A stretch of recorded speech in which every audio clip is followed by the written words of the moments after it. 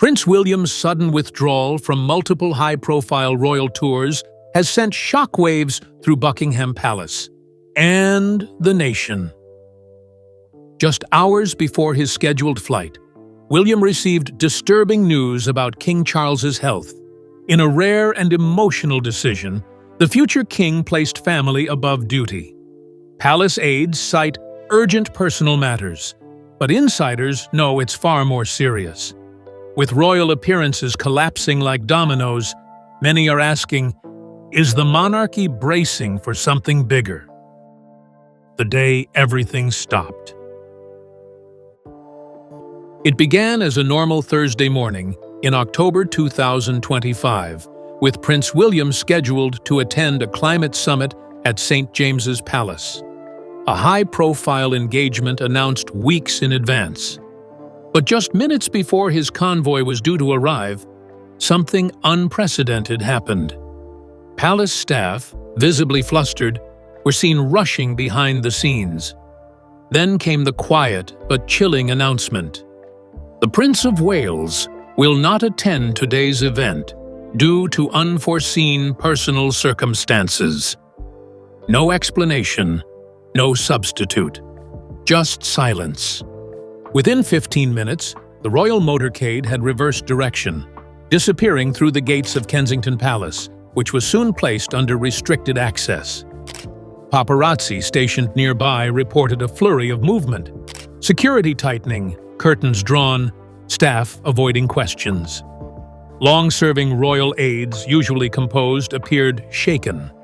Inside media circles, phones rang non-stop. BBC, Sky News, and The Times scrambled for answers, but all they received was the same line: no comment at this time. The abruptness of the cancellation, paired with William's complete disappearance from view, was more than a diary reshuffle. Royal watchers knew better.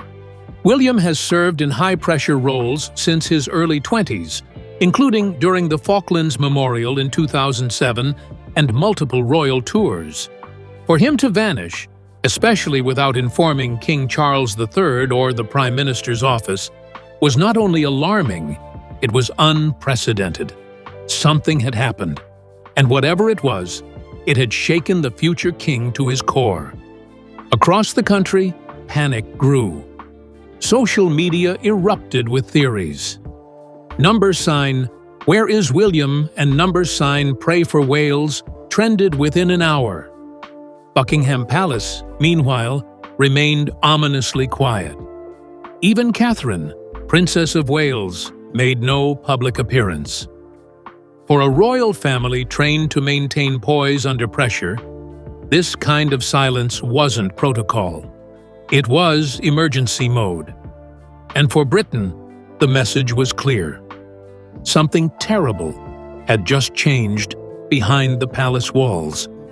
What the public didn't know was that the moment William disappeared from the public eye, he had just received a devastating call, one that would shift the balance of royal power. Behind the silence was something deeply personal and deeply destabilizing. The monarchy, already under strain, was about to be tested in a way it hadn't been since 1997. And as William sat frozen in that quiet room, the phone still in his hand, everything he thought he could handle suddenly became too much. The call that changed everything. At 8:46 a.m., shortly before his departure to the summit, Prince William received a direct call from Windsor Castle, one that wasn't routed through aides or filtered by palace protocol. Sources close to the situation say the call came from Lady Susan Hussey, a lifelong royal confidant. The tone was grave. The words, delivered slowly, tearfully, left William utterly still. He didn't speak, didn't ask questions, just listened, standing alone in his private office. The king's condition had deteriorated, rapidly and unexpectedly. Eyewitnesses described the prince as ashen-faced, his hands trembling, eyes fixed on the floor. Within 5 minutes, he gave a single instruction: "Clear my schedule." The gravity of that sentence was not lost on his team. Several key staffers were seen quietly weeping as William was escorted from Kensington Palace through the rear courtyard. Not even Princess Kate joined him in the car, suggesting this was a moment too personal, too raw for even spousal support. The palace issued its usual vague explanation, but insiders confirmed the call was about King Charles III's health, which had taken a critical turn overnight, though public statements insisted he was resting well after a series of routine treatments. The reality was more severe. Sources close to the royal medical household revealed the king had suffered a sudden complication related to his prostate cancer diagnosis from earlier in the year, information never fully disclosed to the public. William's decision to vanish from the public eye wasn't born out of weakness. It was a human reaction to devastating news. A son realizing he may soon lose his father. A future king suddenly staring at his destiny without warning. That call didn't just clear a schedule, it triggered one of the most emotionally charged royal responses in recent memory, and the consequences were only beginning to ripple through the palace. As Prince William absorbed the news in private, royal operations continued, barely. The staff held their posts, but the atmosphere within Clarence House, Sandringham and Windsor grew increasingly brittle. The shift in energy was immediate and unnerving. What had once been routine royal formality now felt like walking through shattered glass. And as internal tensions mounted, a new crisis began brewing, not in the press, but in the halls of the monarchy itself. Tensions inside the palace walls. Following William's withdrawal, the palace's usual rhythm faltered. At Buckingham Palace, meetings that once began with calm briefings now carried sharp tones and clipped words. Senior aides, including Sir Clive Alderton and Fiona McElwham, were reportedly at odds over communication strategy. The Queen's private secretary, Jackie Meakin, was said to be deeply unsettled by rising tensions between King Charles's camp and Camilla's increasingly assertive circle. Trust, the invisible glue that held the crown together, began to erode. One major point of contention? Camilla's insistence on continuing select public duties while Charles was reportedly hospitalized. William was allegedly furious, believing it sent the wrong message, making his father appear stronger than he was. This led to a private disagreement between William and Camilla's team during a tense conference call on October 21, 2025. Royal insiders describe it as icy, with William abruptly ending the call without farewell. In a monarchy where tone is everything, that silence was deafening. Courtiers who once championed a unified royal front began picking sides. Some gravitated toward William's measured grief. Others remained loyal to Camilla, citing her decades of hard-earned visibility. But behind it all, the emotional weight rested on William. At 43 years old, with 2 school-aged children and a wife balancing her own recovery from abdominal surgery earlier that year, the burden became unbearable. As one aide put it, William was trying to hold the palace up, and no one was holding him. By late October, the atmosphere within palace walls turned from formal to fragile. Staff members whispered in corners, emails grew colder, and scheduled meetings quietly disappeared from calendars. The press, still in the dark, sensed something was wrong, but couldn't quite place it. And inside the monarchy, a silent fracture deepened with every passing hour. The heir to the throne wasn't just missing from the spotlight, he was missing from the system. And that was something the firm had never planned for. Prince William. By October 22, 2025, Prince William was no longer simply the heir to the throne. He had quietly become its anchor. As King Charles III's condition worsened, the shift in responsibilities was immediate.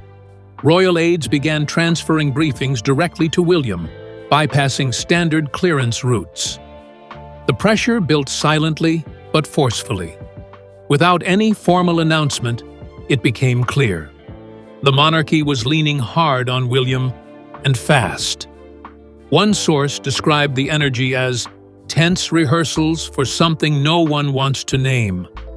Behind closed doors, William was shouldering constitutional briefings, preparing for potential regency discussions, and reviewing ceremonial protocol typically reserved for monarchs.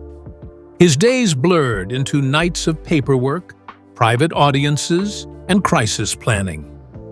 According to an aide at Clarence House, William spent over 17 hours across 3 days in secure meetings. What little personal time he had was spent quietly with Kate Middleton, who noticed a profound shift. Her husband was present in body, but distant in spirit. Compounding the pressure was the emotional duality of the moment. William wasn't just preparing to lead. He was watching his father decline. Sources confirm he declined multiple public engagements to remain closer to Windsor Castle, where Charles was being treated. Royal physicians issued only vague statements, but inside the walls, contingency plans were being drawn up daily. William, still 43, was being asked to live 2 lives: grieving son and emerging king. Even his closest allies, Prince Edward and Princess Anne, noticed the toll. William reportedly confided in Edward during a late-night walk through Bagshot Park, expressing fears that he was being prepared for a throne he wasn't yet ready to inherit. But time wasn't waiting, and with each passing hour, it became harder for William to distinguish between preparation and inevitability. He wasn't just an heir anymore. He was the monarchy's most vital organ, and it was beating faster than ever before. But while William navigated the quiet storm of rising responsibility, another current of tension loomed larger: the truth about King Charles. Official updates spoke of stability and rest. But behind palace doors, whispers grew louder. Medical complications, withheld details, and a noticeable absence from public view sparked concerns that the public was being misled. And for William, the emotional cost of knowing the full truth, while keeping it secret, was becoming its own private crisis. The truth about King Charles's health. As of October 2025, the palace line remained consistent. King Charles was recovering well and remaining active behind the scenes. But insiders tell a vastly different story. According to sources within the royal medical household, the king had suffered a secondary complication stemming from earlier prostate cancer treatment, revealed back in February 2025. The setback, though not immediately life-threatening, significantly weakened his stamina and raised serious concerns about long-term capacity. Aides began quietly preparing transition briefings, internal documents meant for use only in the event of permanent royal incapacitation. Meetings with Privy Council members were increased, and several were moved to more secure locations inside Balmoral and Windsor. Even Charles's closest friend, Sir Nicholas Soames, was seen entering Clarence House 3 times in a single week, an unusual frequency that royal insiders noted. These weren't just friendly check-ins. They were crisis talks. While the palace issued photos of Charles working from home, eagle-eyed reporters noticed subtle cues. The same bookshelf, reused in every frame, repetitive clothing choices, and time-stamped press releases that didn't align with supposed live events. Diplomats began asking questions. A scheduled audience with the Canadian High Commissioner, planned for October 18th, was postponed without reason. Behind the scenes, Britain's constitutional engine had entered a state of cautious stalling. Prince William, meanwhile, was caught in the crosshairs. He knew more than he could say, but less than he wished. Insiders say he grew increasingly frustrated with the palace's PR strategy, believing it insulted the public's intelligence. But he couldn't contradict it publicly. Not yet. The monarchy has always survived on optics, and transparency has rarely been its strength. Still, as Charles's condition became harder to conceal, the reality became clear. The king was not well, and the heir was quietly preparing for a role the world wasn't yet ready to hand over. But as William absorbed the growing weight of royal expectation, another fracture began to split the family. Not medical, but personal. Inside the palace, the strain was no longer just vertical. It was horizontal. William's relationships with other senior royals, especially Camilla, began to strain. And with Harry absent and distant, and Tom Parker Bowles growing bolder, the royal family's inner core began showing signs of something far more dangerous than illness: division. Fractures within the royal family. At the surface, the firm still smiled for the cameras. But within the palaces of Windsor, Balmoral, and Highgrove, quiet fault lines deepened. One aide described the atmosphere in Clarence House as so tense you could hear shoes squeak. At the center of it all was Camilla, Queen Consort, whose attempts to assert control in Charles's absence were reportedly clashing with William's more restrained approach. The two hadn't spoken directly in over 9 days, a silence that spoke louder than any headline. Behind the scenes, Camilla's son, Tom Parker Bowles, had begun attending unofficial briefings with royal aides, something that drew quiet outrage from William's camp. "He's not a working royal," one senior staffer whispered. "Why is he being looped in at all?" Others saw it differently. With Charles fading from view, Camilla was simply ensuring her household wasn't sidelined. But William, still grieving and overwhelmed, reportedly viewed it as a betrayal, a power grab during a time of mourning. Meanwhile, the emotional distance between William and Prince Harry became even more glaring. Despite the crisis, Harry made no attempt to fly to the UK. Some palace insiders blamed Meghan Markle for discouraging any contact. Others pointed to deep-rooted mistrust that had grown since the Spare memoir release in 2023. Whatever the cause, the brothers remained estranged at the precise moment unity was most needed.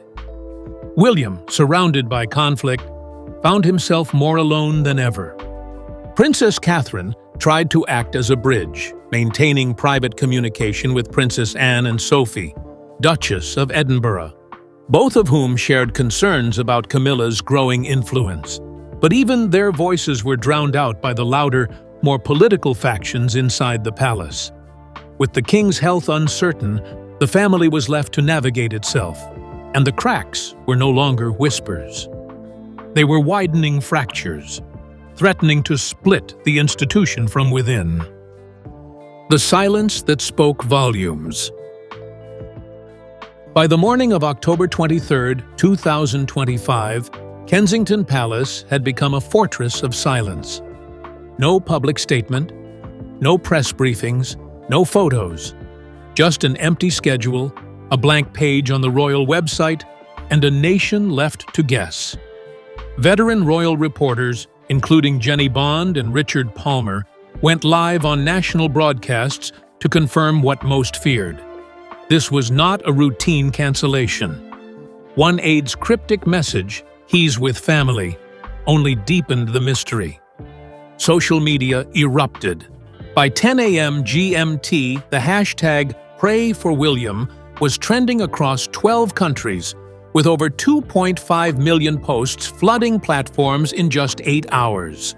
Citizens across the UK, Canada, and even Australia gathered outside royal residences, hoping for any sign of the prince. Commentators noted that no official had seen William since October 20th, marking a 72-hour absence from any royal or civilian appearance, a break in protocol not seen since the death of Queen Elizabeth II in 2022. Inside Kensington Palace, the situation was equally unnerving. All communications were routed through a senior private secretary, while security was doubled on-site. Even longtime staffers were denied access to the inner royal quarters. According to one high-level source, William was in protective mode, not just physically, but emotionally. After receiving news of King Charles's decline, William reportedly asked to be left alone for several hours, seen only by Kate and his children. It wasn't just about grief. It was about preservation. For the British public, the silence was deafening, and yet oddly human. In an institution built on ceremony and composure, William's absence didn't feel like failure. It felt like a pause, an unspoken scream. The nation, once obsessed with crowns and carriages, suddenly connected with the man behind the title. In silence, William had done what speeches couldn't. He reminded Britain that even kings in waiting bleed. But silence has a limit. Behind the gates, the pressure that had built for weeks was no longer containable. William's royal armor began to crack, not in front of cameras, but in the quiet privacy of family halls. What had started as a disappearance turned into a reckoning, and in that sacred space between titles and tears, William reached the one moment every royal dreads: the breaking point. The breaking point. The emotional collapse came behind closed doors at Adelaide Cottage, late in the evening of October 23rd. According to insiders, it was Catherine who found William seated alone in the nursery, surrounded by drawings from Prince George, Princess Charlotte, and Prince Louis. He didn't speak. He just held a photograph of King Charles and stared at it in silence. After nearly 5 days of internal strain, grief finally overtook duty. Palace aides reported that 2 key meetings scheduled for the next morning, one involving the Lord Chamberlain and another with the Privy Council office, were abruptly cancelled. The message passed to staff was blunt: not today. Even Princess Anne, known for her unshakable resolve, reportedly advised that William be left alone. "He needs this moment as a son, not a sovereign," she allegedly told one aide. It was the first time in modern royal history that a future monarch had removed himself so fully from protocol during a moment of constitutional stress.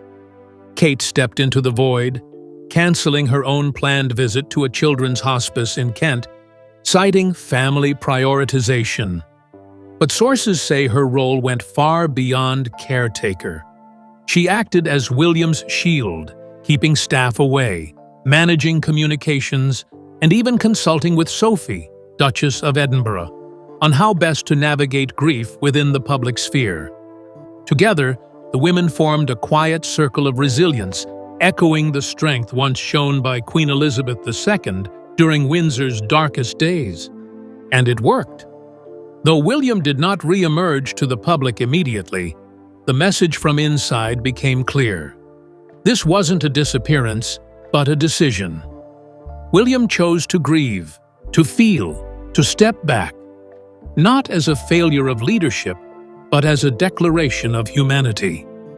The moment he let himself break was the moment the crown's future found something even stronger than image. It found soul. But as William took time to gather himself, the rest of the machine churned on, and not without cost. The silence at the top revealed cracks below. Disjointed orders, rising tensions, and whispers of political consequences began to shake the firm from the inside. Without William's calming hand, the royal operation itself faltered. And suddenly, the question wasn't just about one man. but whether the monarchy could survive the storm it refused to acknowledge. A royal machine under threat. With Prince William off-grid, the monarchy's operational rhythm began to fray. Meetings delayed, speeches postponed, state visits in limbo. By October 24, 2025, sources confirmed that at least 5 engagements involving Commonwealth ambassadors, the Archbishop of Canterbury, and the Defense Council were either rescheduled or silently removed from the calendar. These were not minor appearances, they were constitutional fixtures, the backbone of monarchical diplomacy. Senior aides were forced to navigate a delicate balance, projecting stability while privately acknowledging dysfunction. The Lord Chamberlain's office reportedly requested an emergency consultation with parliamentary clerks, concerned about succession contingencies. Whispers of a regency proposal, once unthinkable, began circulating in legal circles. Even Prime Minister Louise Hartley, during a private dinner at 10 Downing Street, was said to have asked, "What if he doesn't come back soon?" The monarchy's quiet strength had become its silent weakness. Meanwhile, the public's patience began to waver. Opinion pieces in major outlets like The Guardian and The Times questioned the palace's information strategy. The monarchy doesn't need mystery, it needs maturity, one editorial declared. Social media feeds turned from sympathy to skepticism, with hashtags like #WhereIsWilliam and #MonarchyCrisis drawing millions of views. The firm had hoped silence would soothe. Instead, it was stirring rebellion. Even Queen Camilla appeared to falter.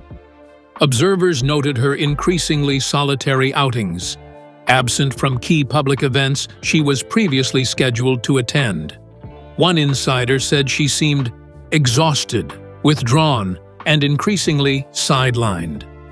And without Charles in visible command and William in emotional retreat, Camilla found herself holding a crown with no one left to stabilize it.